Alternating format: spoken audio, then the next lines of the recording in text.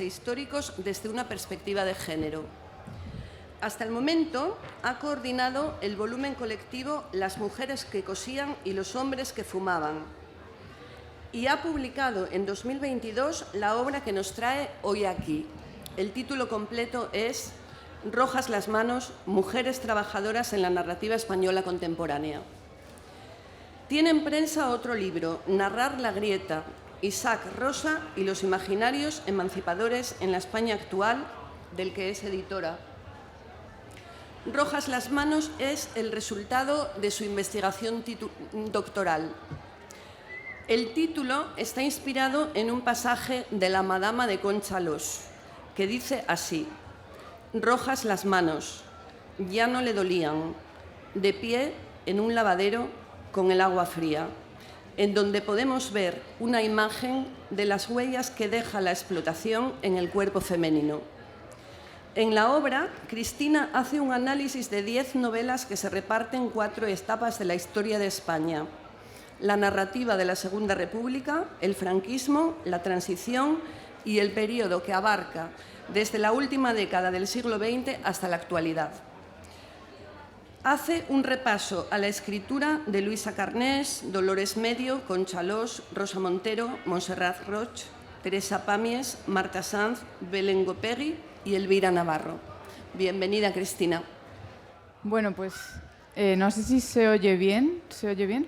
Pues muchísimas gracias, Marta, por la presentación, y quería comenzar haciendo un pequeño agradecimiento, por supuesto, a Marta por cercanía ahora mismo, porque es una gran suerte y un placer inmenso compartir esta mesa con ella, por supuesto a Rubén Vega por la invitación, y a toda la organización de la Semana Negra de Gijón por este espacio y por esta posibilidad, ¿no?, de abrir estas grietas, estos lugares de debate para pensar esa historia literaria desde otros lugares. No sé, vamos a tratar de hacer una presentación dialogada, entonces vamos a ir intercambiando los turnos. Sí. Voy a hacer una especie de entrevista, ¿no?, con preguntas largas, para dar pie a Cristina a ir abordando distintos temas que trata a lo largo del libro. Bien, en primer lugar, para empezar, en el punto de partida de este libro está la intención de utilizar las fuentes literarias para revisar los paradigmas en torno a los cuales se construye el conocimiento sobre procesos sociales y concretamente sobre el trabajo de las mujeres. Y también está, creo, el de reivindicar la estructura responsable de autoras que cuestionaron las condiciones de vida de las mujeres. ¿Cómo y cuánto son de necesarios este tipo de estudios? ¿Están suficientemente extendidos en el ámbito académico en España este tipo de estudios de género?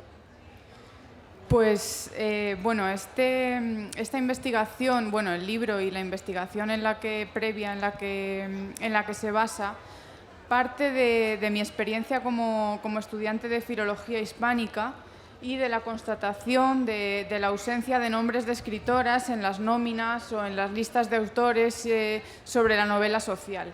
Entonces, cuando yo estudiaba filología en la facultad, cuando estábamos estudiando esa novela social, esa novela que trataba cuestiones relacionadas pues, con el trabajo, con las condiciones de vida de las clases trabajadoras, pues resultaba que esa lista de obras era siempre obras de autores, ¿no? Entonces yo me preguntaba si acaso las escritoras no se habían cuestionado también acerca de esos temas clásicos, ¿no?, de la narrativa social, si es que acaso el trabajo no era también un tema, ¿no?, para las mujeres, la explotación, las condiciones de vida, esos problemas de las clases trabajadoras, y esta ausencia o la constatación de esta ausencia es lo que supuso el punto de arranque de la investigación. Yo creo que sí que contamos hoy con un repertorio bastante amplio de estudios en el ámbito de la historia social y de la historia de las mujeres con respecto a estas cuestiones, y yo creo que en los últimos años se han realizado y se siguen realizando muchos trabajos que nos están permitiendo entender mejor pues algunos de los problemas principales de las mujeres trabajadoras, pero desde el punto de vista de los estudios literarios todavía no contamos o no está suficientemente desarrollado esos trabajos en torno a esos imaginarios laborales femeninos en la literatura española. Bueno, yo concretamente me centro en la narrativa, pero es extensible a otros géneros literarios, la poesía, ¿no? Pues, donde también es posible encontrar un corpus suficientemente representativo, ¿no? El teatro, etcétera, ¿no? Entonces creo que lo que yo presento en mi estudio, ese análisis de las 10 novelas que decía Marta, no es ni mucho menos un estudio definitivo, un corpus cerrado, es simplemente un tanteo de esos caminos, de esas posibilidades, ¿no? Que nos ofrece la literatura para pensar estos temas, y que desde luego que hay que seguir, ¿no? Transitando, hay que seguir interrogándonos, hay que seguir ampliando con más novelas, más autoras, más corpus, ¿no? Para poder ofrecer una panorámica lo suficientemente amplia, consistente y diversa, ¿no? de lo que supone estas representaciones, ¿no? No sé. Sí, a ver, yo leyendo el libro, yo veo que citas a las 10 autoras que no voy a repetir. De Luisa Carnés analizas 2 novelas, Natacha y Tea Rooms, y citas a algunos narradores varones. Por ejemplo, a Juan Antonio Cabezas, que ya tiene una novela, Señorita 03, que representa a la mujer trabajadora, a López Pacheco, a Isaac Rosa o a Rafael Chirves en la novela En la orilla, ¿no? Que fue un gran éxito. Pero bueno, son muy, muy pocos nombres. Entonces, empecé a pensar, ya que los hombres son los que figuran en la historia de la literatura cuando se hace la historia de la narrativa social, ¿han descuidado los narradores hombres la representación de las mujeres trabajadoras? Y otra cuestión que nos podríamos plantear, ¿no? ¿Cabe decir, como en alguna ocasión comentaron Marta Sanz y Rafael Chirves, que la narrativa española contemporánea desprecia en general un poco el tema del trabajo? Sí, bueno, pues es una pregunta un poco compleja, porque yo no he estudiado tanto la relación de la escritura o de las novelas de los escritores con respecto a la figura de la mujer trabajadora. Pero sí que es cierto que si pensamos en la historia literaria, vamos a pensar en la historia literaria contemporánea, por acotar, desde Galdós tenemos representaciones constantes, ¿no? de las mujeres trabajadoras, y de hecho si acudimos a parte de la novela social, por ejemplo, escrita durante el franquismo, por ejemplo, estoy pensando en La mina de Armando López Salinas, en La zanja de Alfonso Grosso. En esas novelas aparecen mujeres trabajadoras, aparecen mujeres que trabajan y aparecen esos personajes. Pero, sin embargo, los críticos literarios y en las historias de la literatura, en los discursos en torno a las novelas representativas, digamos que esos imaginarios del trabajo son los imaginarios productivos, ¿no? Los lugares del trabajo son los lugares, por así decirlo, extradomésticos, esos lugares de fuera del hogar, ¿no? Pues lo que entendemos como el trabajo asalariado, y muy rara vez vamos a encontrarnos en esa lista de novelas de narradores sociales, por ejemplo, del franquismo, de los años 30 o bueno, en la actualidad quizá más, pues, por ejemplo, una novela en torno a la situación social y a las problemáticas de las amas de casa de clase trabajadora, ¿no? Como esto sí que han analizado pues muchas autoras, ¿no? Por ejemplo, estoy pensando en Viviana, de 1963, de Dolores Medio, ¿no? Que precisamente aborda esa cotidianidad, esas condiciones de vida de las trabajadoras domésticas, ¿no? De esas amas de casa en el franquismo, y de cuál era esa cultura doméstica que ellas estaban configurando, ¿no? Pues de alguna forma ese aislamiento, ¿no? Esa sobreocupación, ¿no? Esos propios dolores en el cuerpo que genera ese trabajo del hogar, ¿no? Y esto, pues yo me preguntaba si acaso no forma parte también de la narrativa social, ¿no? Aunque no sea un trabajo, pues como esos trabajos, ¿no? Quizá del ámbito industrial y más reconocidos socialmente como trabajo, ¿no?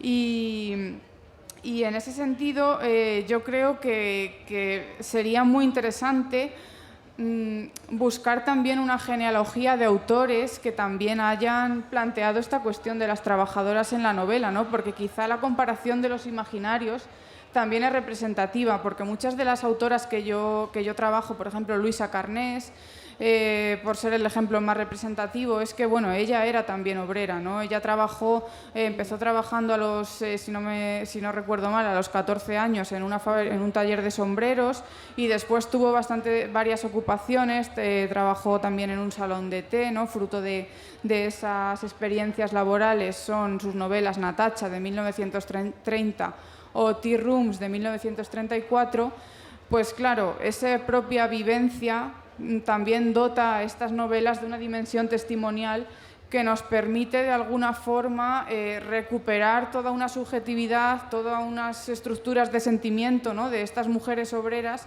que a través de la literatura, ¿no? Pues se expresan, digamos, en toda su complejidad, ¿no? Porque también es muy interesante cómo estas mujeres no nos presentan unos personajes estereotipados, ¿no? Pues, por ejemplo, pensemos en quizá la novela más conocida, Tea Rooms, ¿no? Bueno, pues el personaje principal de Matilde es una obrera, es una trabajadora que trabaja en un salón de té y que tenemos ahí, no tenemos a una militante convencida, ¿no? Quizá una idea estereotipada, tenemos un personaje que va encontrando su camino, que va buscando, que va ensayando cuál podría ser, ¿no? La forma de resolver esas tensiones que vive y que duda y que es, bueno, pues de alguna forma presenta esas vivencias en toda su complejidad, ¿no? Que claro, solo una experiencia directa, una vivencia de esos problemas permite comprenderlo quizá de forma tan matizada, ¿no? Quizá. Sí, pero en cualquier caso, por lo que me estás diciendo, es una escritura hecha desde los márgenes. Claro, sí. Porque plantean un imaginario que no es el que plantean los narradores varones y además porque ellas, por ejemplo, el hecho de ser una narradora autodidacta, en el caso de Carnés, o el hecho de ser narradoras, vamos a decir, consideradas menores, despreciadas, ¿no? Como ocurrió durante mucho tiempo con Dolores Medio. O sea, parece que esta narrativa de mujeres sobre mujeres queda dentro del discurso histórico-literario en los márgenes. Claro, precisamente, bueno, en el ámbito de la literatura efectivamente tenemos un primer margen, ¿no? Que es porque son escritoras, ¿no? Y un segundo margen que es porque son escritoras que abordan novelas sociales, bueno, o que abordan cuestiones sociales. De alguna forma, en la literatura desde los años 80, desde la transición, se empezó a desplazar del centro de las problemáticas esos conflictos sociales, ¿no? En un momento en el que, digamos que de alguna manera, la transición venía a recuperar una democracia y acabar con una serie de conflictos que luego, bueno, que en el momento ya se veía que eso no era así, pero desde el punto de vista estético empezó a predominar un tipo de novela pues más experimental, más centrada, ¿no? En otras cuestiones y lo social de alguna forma se despreciaba, ¿no? Entonces, por eso muchos de estos narradores que citaba antes, López Salinas, López Pacheco, se los denominaba como la generación de la berza, ¿no? Porque bueno, pues ya estaban abordando estas cuestiones que ya estaban completamente pasadas de moda. Entonces, hablar sobre el trabajo y sobre el trabajo de las mujeres, pues es que es un margen del margen, ¿no? Porque esos discursos, ¿no? De la literatura, esos discursos elitistas, ¿no? De la literatura como algo que simplemente provoca goce estético, pues todas estas cuestiones, claro, no entran, ¿no? Porque son cuestiones que incomodan, que son cuestiones pues que de alguna forma son como la china en el zapato, ¿no? Que están de alguna forma generando esa incomodidad. Y son cuestiones complejas. Yo quería llamar la atención sobre el sintagma mujeres trabajadoras. Es algo que ella explica muy bien en el libro, a ver si yo soy capaz de introducir el tema, ¿no? Es un término polisémico. Mujeres trabajadoras a veces se usa para aludir a mujeres burguesas que desempeñan profesiones laborales o que deciden voluntariamente ser asalariadas, ¿no? Pero mujeres trabajadoras pueden ser también las esposas de los obreros de clase trabajadora. Pero mujeres trabajadoras que realizan un trabajo informal, costureras, lavanderas, gente que se lleva el trabajo a casa, ha habido siempre. Y además tenemos que añadir el hecho de que el trabajo doméstico durante mucho tiempo no fue contemplado como trabajo, pero bueno, a partir de la tercera ola de feminismo, qué duda cabe que el trabajo doméstico es trabajo, ¿no? Lo tenemos clarísimo. Entonces, toda esta ambigüedad yo creo que perjudica que se haga análisis crítico sobre esta cuestión. Claro, bueno, es que, claro, esto forma parte de una serie de cuestiones porque cuando yo empecé a hacer la investigación, pues de pronto me encontré con que había muchas cuestiones que... Había una serie de preguntas que yo necesitaba responder porque, aunque parecía un poco inocente, un poco ingenuas, pero realmente entrañaban mucha complejidad. Entonces voy a intentar ahora resumir más o menos esto, ¿no? Pero la primera de ellas es la pregunta tan simple y a la vez tan compleja de qué es lo que implica o por qué resulta de interés estudiar la literatura contemporánea prestando atención al trabajo de las mujeres. Y es que efectivamente, como acabas de comentar, Marta, ese trabajo de las mujeres es una continuidad histórica, ¿no? Ya sea mediante diferentes modalidades, el trabajo fuera del hogar, en diferentes ocupaciones, el trabajo doméstico, ese trabajo a domicilio, ese trabajo agrario en el campo, ¿no? Y tenemos que ese problema del trabajo, cuando está aplicado a la realidad de las mujeres, no es simplemente el problema del trabajo, ¿no? Cuando acudimos a estas novelas nos damos cuenta de que las autoras no nos están hablando solamente del trabajo, sino que el trabajo remite a su vez a toda una constelación de problemas que están relacionados con la situación de las mujeres, pues el acceso a la educación, los discursos sobre el cuerpo, ¿no? Pensemos en todos estos discursos que desde el siglo XIX planteaban que las mujeres, por tener menos fuerza física, no eran aptas para desarrollar según qué ocupaciones, cuestiones de moralidad, ¿no? Pensemos en toda esa legislación protectora, ¿no? del trabajo nocturno de inicios de siglo, ¿no? Porque bueno, las mujeres, ¿cómo iban a salir por la noche a trabajar a las fábricas? Eso es un escándalo, ¿no? Están sujetas, ¿no? a cuestiones morales. Y en ese sentido, la segunda de las cuestiones era precisamente qué es lo que estamos queriendo decir con ese sintagma mujer trabajadora, ¿no? ¿Cuál es realmente la amplitud de este término? Y en ese sentido, yo cuando estaba leyendo novelas estuve manejando varios corpus y vi que había algunas novelas que hablaban del trabajo de las mujeres, pero ese era un trabajo de las mujeres burguesas, ¿no? Que veían en el trabajo una forma de emanciparse del marido, ¿no? Una especie de forma de emancipación de género, pero me interesaba mucho más abordar ese problema del trabajo en torno a las mujeres obreras, es decir, a esas mujeres de clase obrera que no tienen más remedio que trabajar o que forman parte de un núcleo familiar en el que el trabajo del marido, ¿no? o del padre o de alguno de sus miembros es indispensable, ¿no? para la supervivencia de ese núcleo familiar, ¿no? Y entonces comparar esos discursos permitía contrastar cómo en esas novelas en las que el trabajo era una forma de huida, ¿no?, de estas mujeres burguesas, se convertía en un medio de emancipación, pero para estas mujeres obreras el trabajo no era sino una forma más de explotación a las que estaban sujetas.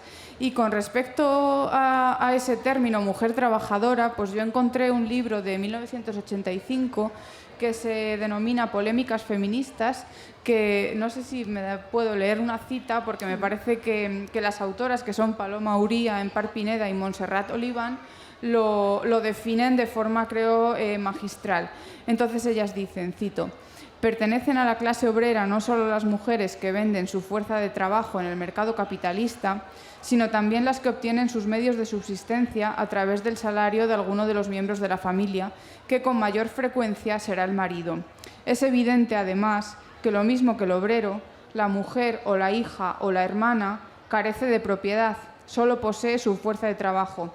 Y esto define también su condición de mujer proletaria y la enfrenta al capitalista, al empresario que puede, cuando lo necesite, comprar su fuerza de trabajo. De esta forma, todas las mujeres que no posean medios de subsistencia propios son trabajadoras en potencia y, por tanto, obreras en paro, ¿no? Entonces, en ese sentido, ¿no?, pues esta concepción más amplia, ¿no?, de ese sintagma mujer trabajadora, que no solo habla de la mujer que trabaja fuera del hogar, sino también, ¿no?, de esas mujeres de clase trabajadora que se dedican al trabajo doméstico. Es muy interesante porque traes una cita de los años 70, creo que es, ¿no? 80. Nombrabas a 80, a Paloma Uría. No, lo digo porque, bueno, el feminismo fue evolucionando y yo a veces me pregunto hasta qué punto no nos estamos olvidando del problema del trabajo de las mujeres, ¿no? Porque el foco está puesto en otras cuestiones.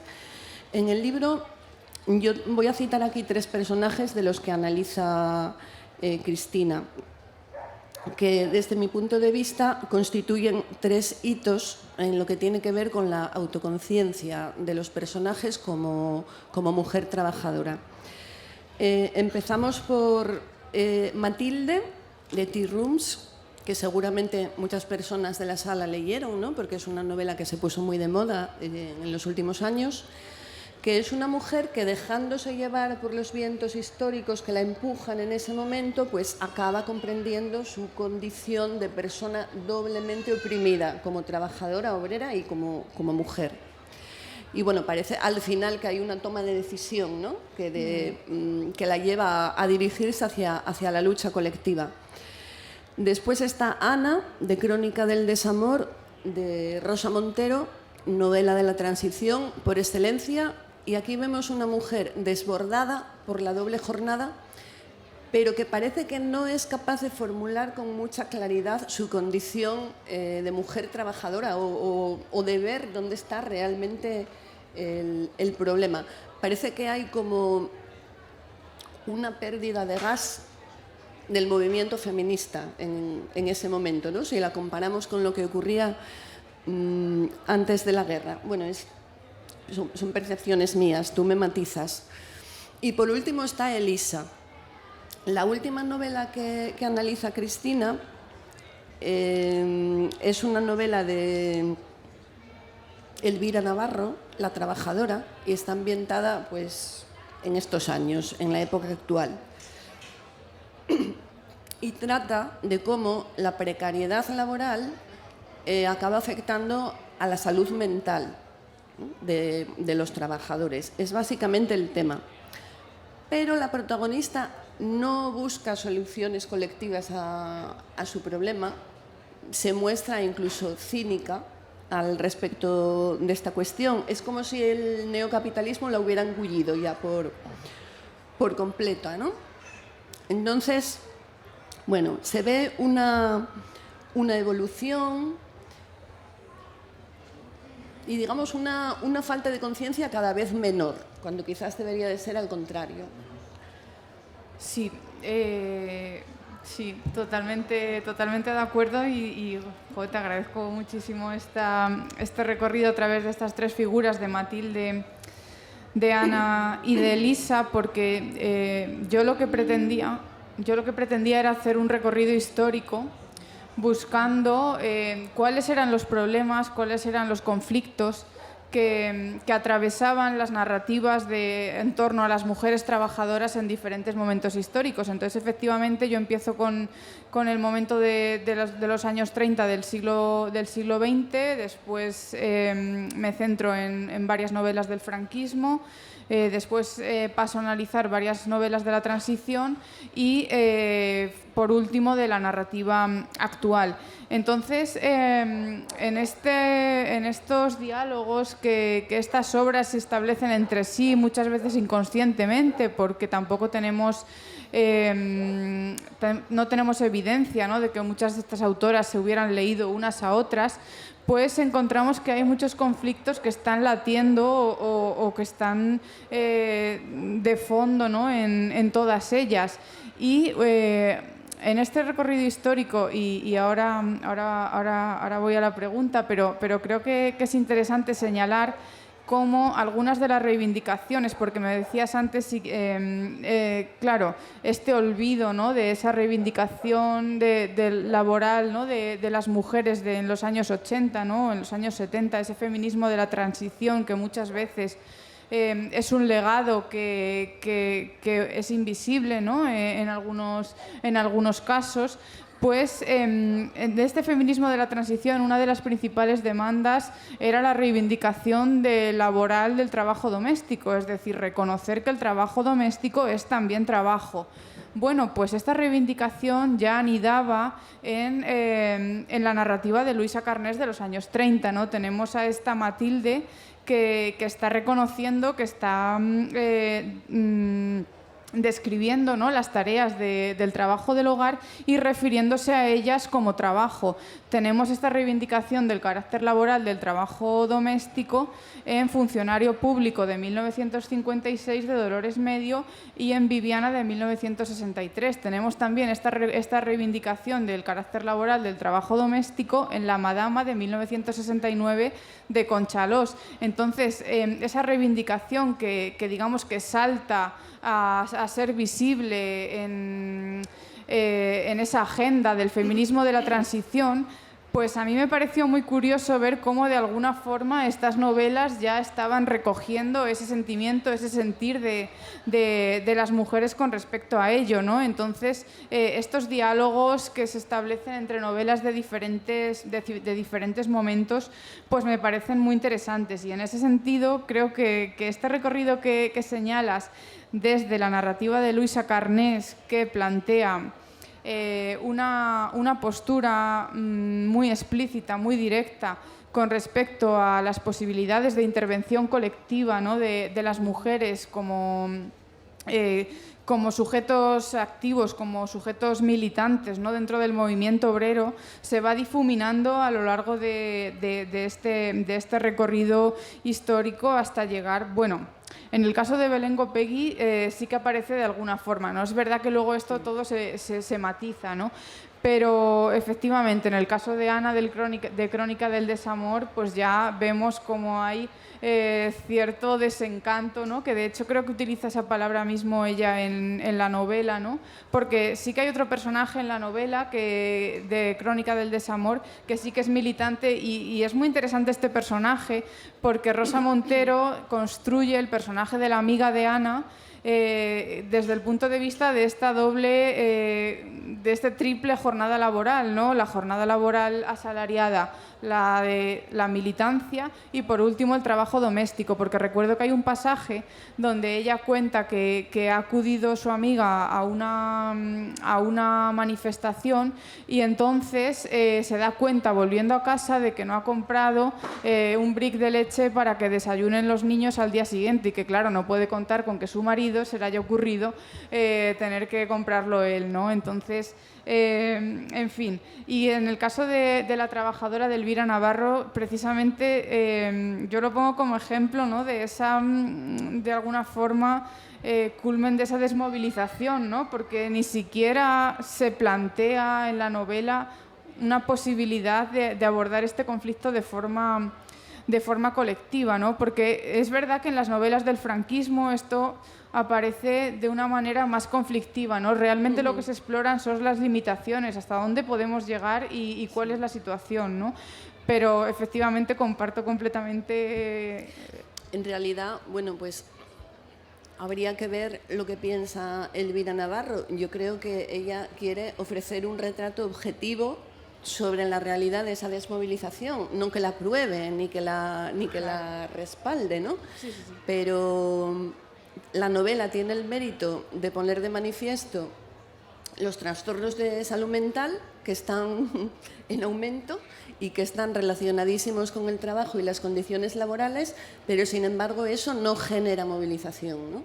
Eso es. Entonces, bueno, es un poco inquietante. Otra cuestión que te quería plantear es que, bueno, hay que dejar claro que el libro de Cristina es un libro feminista, ¿no? Explícitamente feminista. Y ella habla de que, cito, de igual manera que en la historiografía del movimiento obrero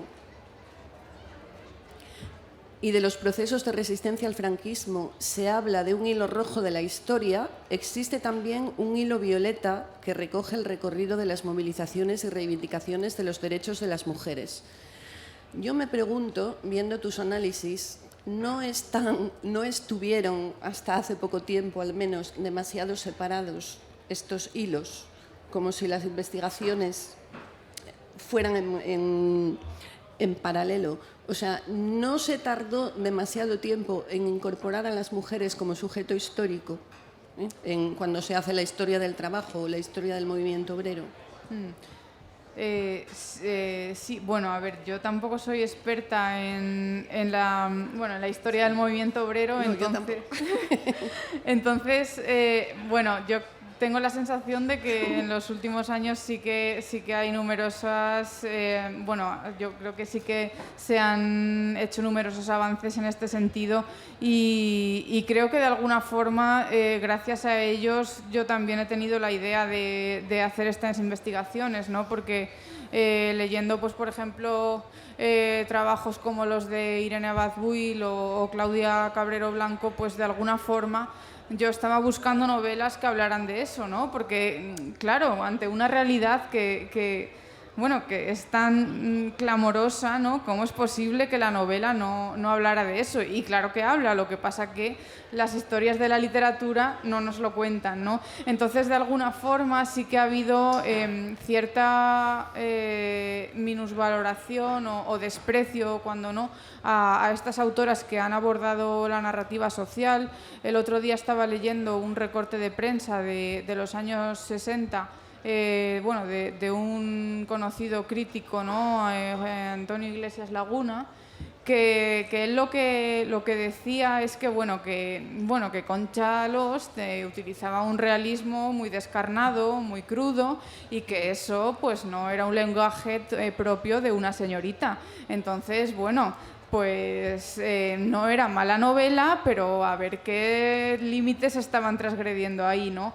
Y creo que ahí pues hay como una serie de factores que se entrecruzan y que tienen que ver porque Concha Alós fue una autora que tuvo muchísimo éxito en un momento. Con los enanos. Eso es.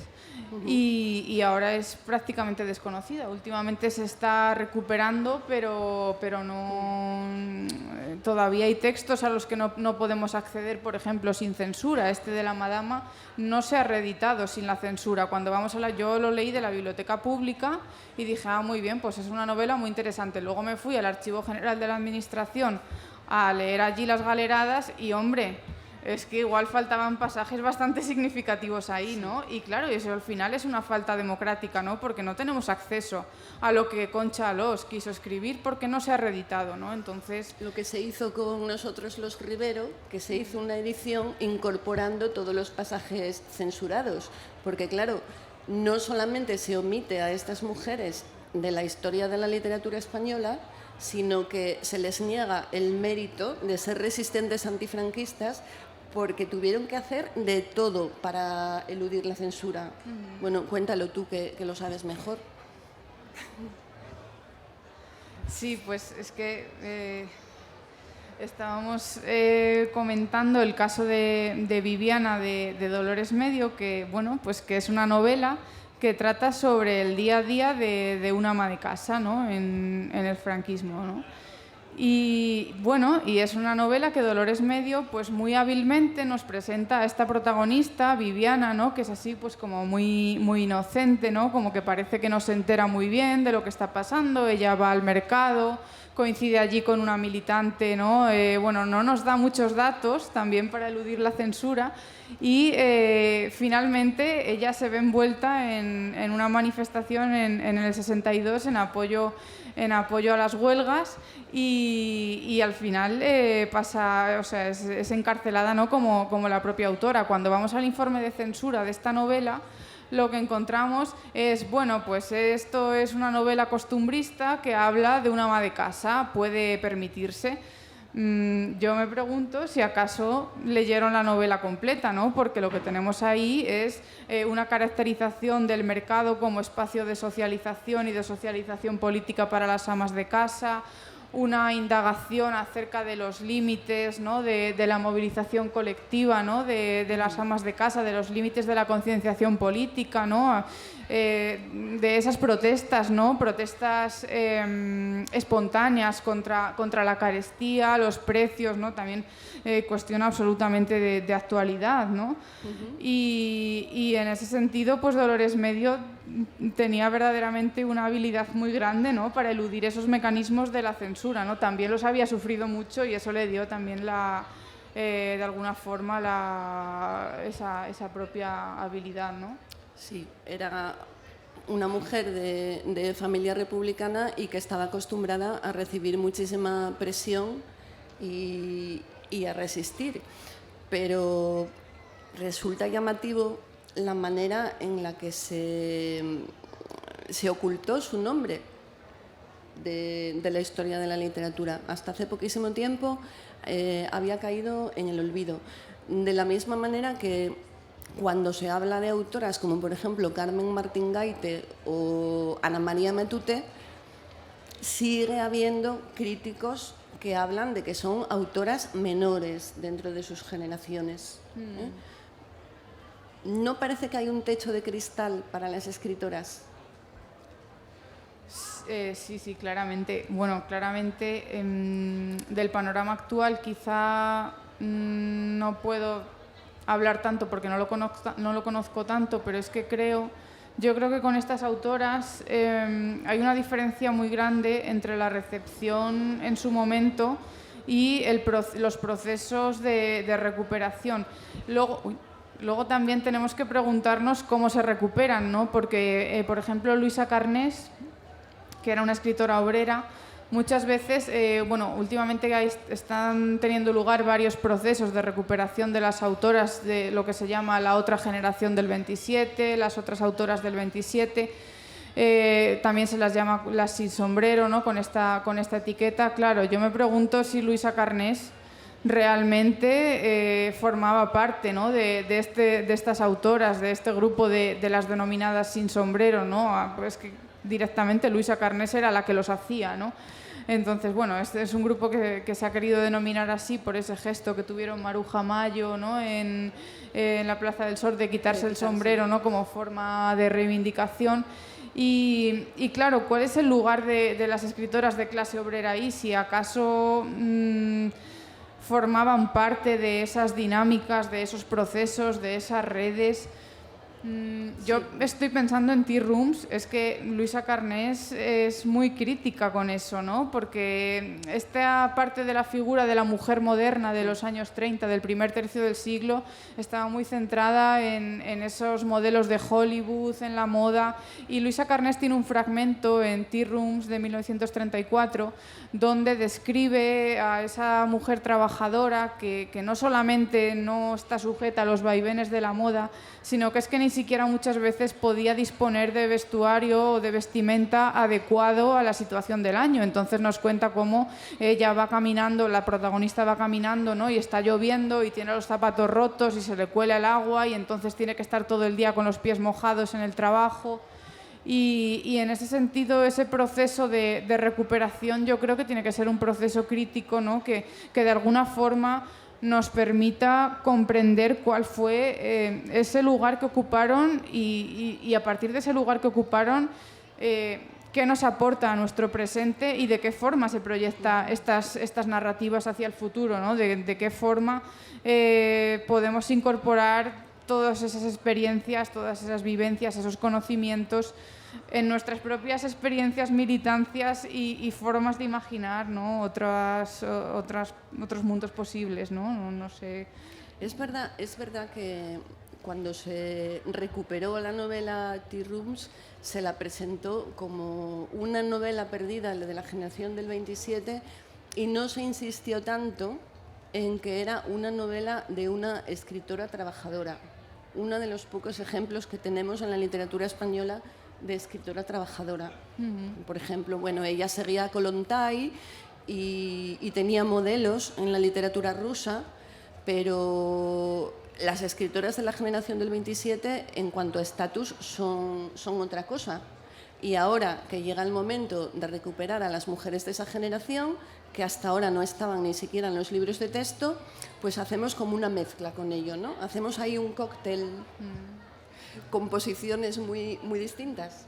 Claro, sí, porque es verdad que se tiende a plantear la cuestión de las mujeres escritoras de alguna forma como un cajón desastre, ¿no? Entonces, bueno, todas las escritoras ahí, bueno, sean obreras burguesas, ¿qué importa? Hablan de cosas de mujeres, pues todas juntas, ya, bueno, pero es que igual lo que tenemos ahí son modelos en disputa, ¿no?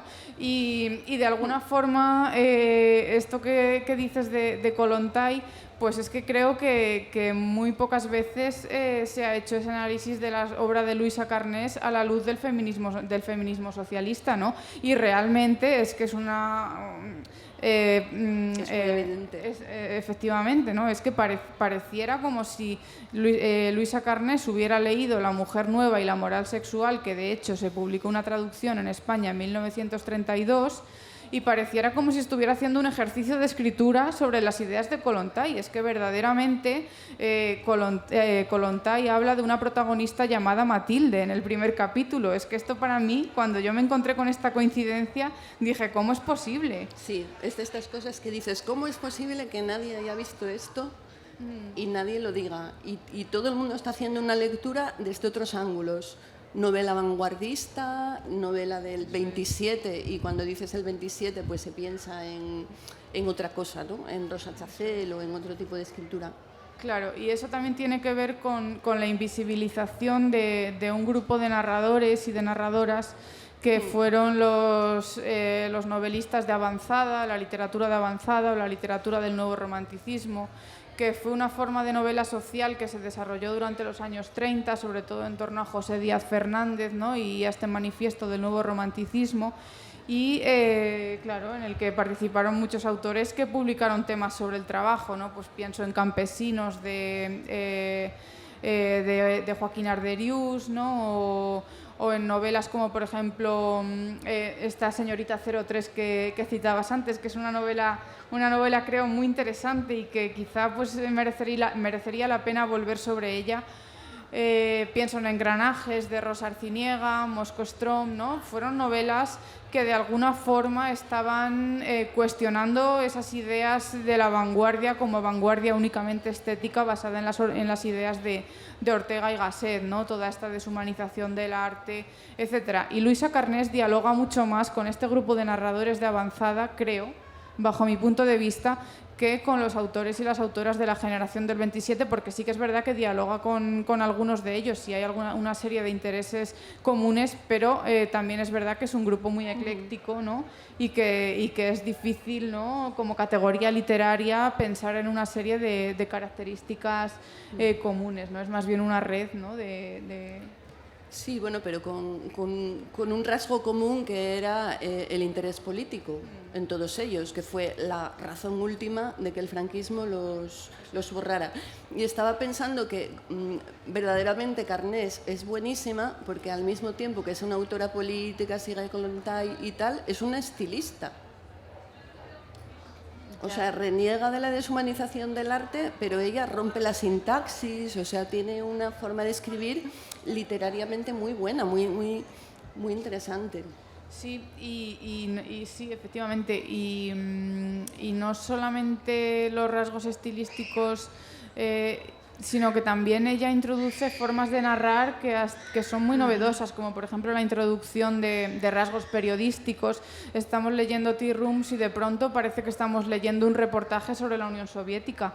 Y esto es algo que empieza a hacerse en este momento, ¿no? Y que también tiene que ver con su propio trabajo de ella misma como periodista, porque estoy pensando en un reportaje que ella escribe para la revista Estampa, que se titula Una mujer busca trabajo, y este reportaje es que es una delicia, porque es ella misma en las fotos, que sale yendo a diferentes lugares en Madrid, contando su experiencia como mujer que busca trabajo y todos los problemas, las dificultades, las trabas, ¿no? a las que ella se enfrenta en esto. Entonces también sería interesante analizar cómo dialogan su obra periodística y su obra narrativa, porque ahí hay muchos espacios de continuidades, ¿no?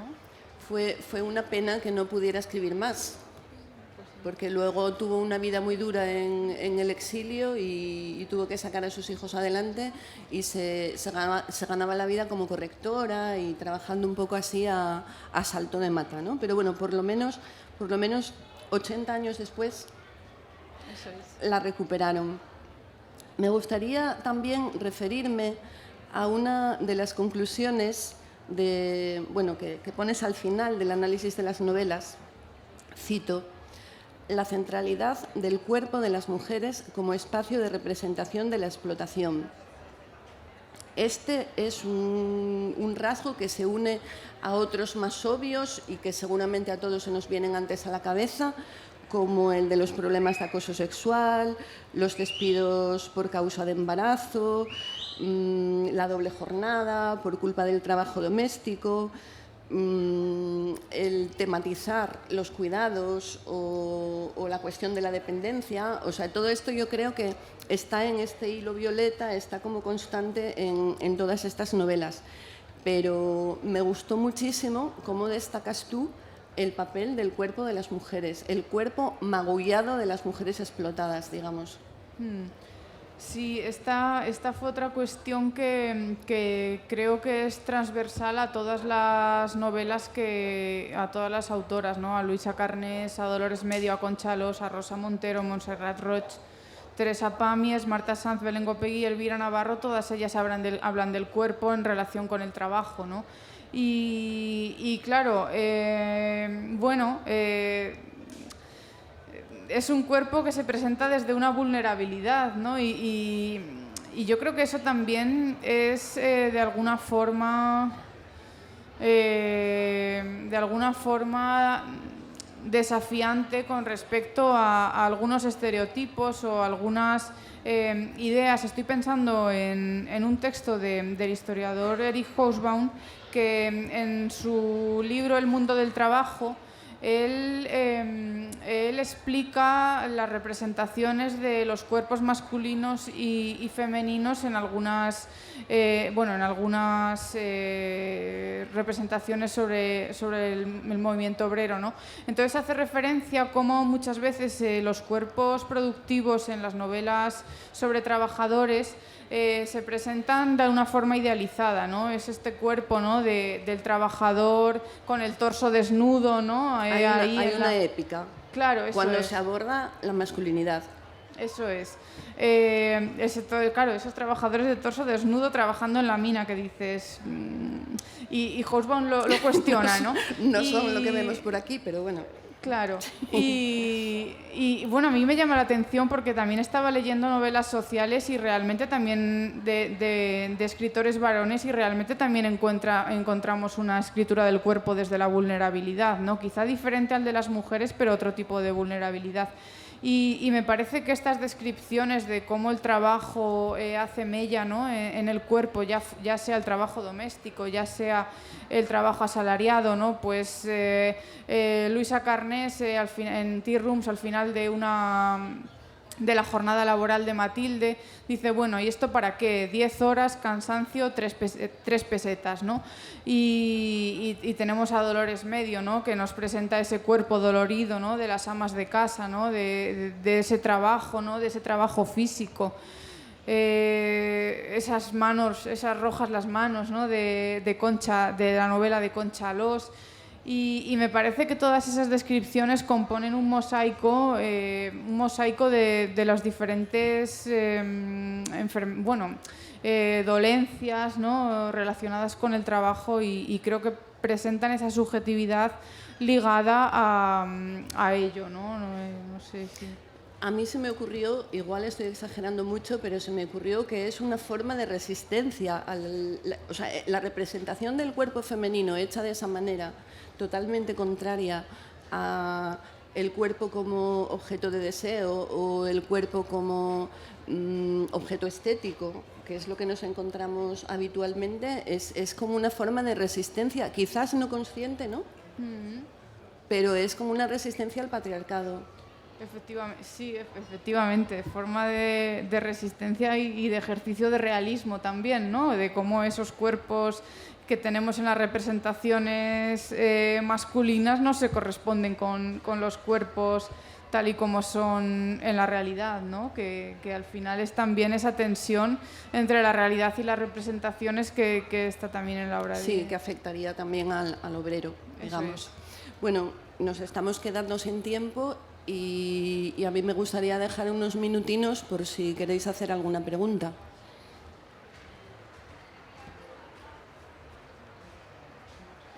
¿No hay preguntas para Cristina?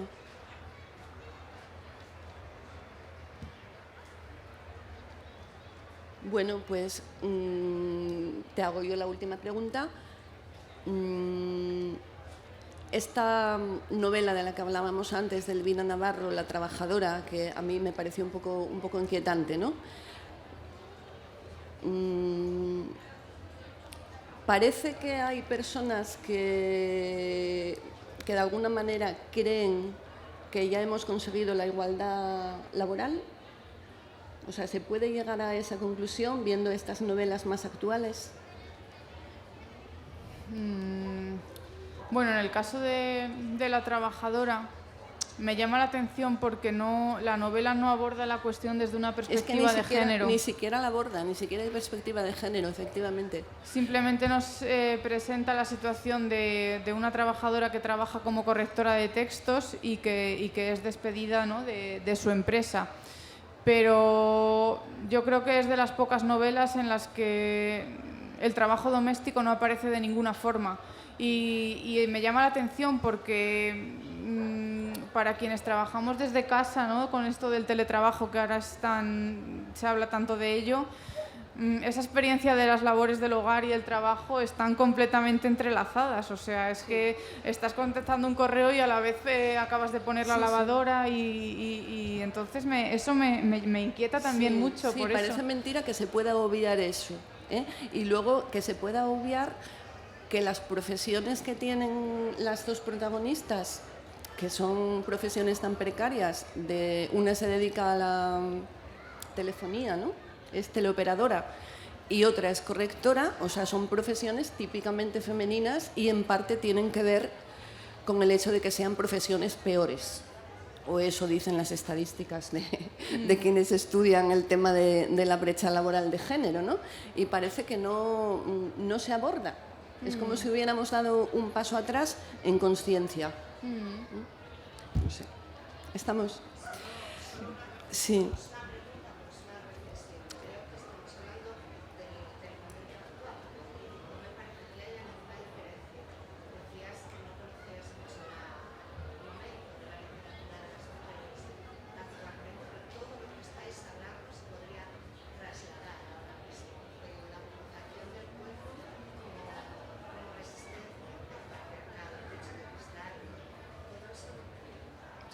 Sí.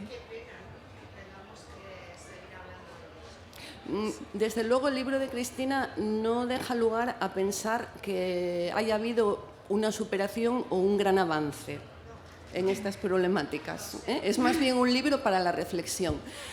Y aquí lo tenemos que dejar porque aquí son muy estrictos con los horarios, ¿eh? Entonces, muchas gracias al público y muchas gracias, Cristina, por tu libro, ¿eh? Gracias. Sí, pues aviso de que se va a poner detrás para quien quiera que le firme el libro. Ah, vale. Muchísimas gracias.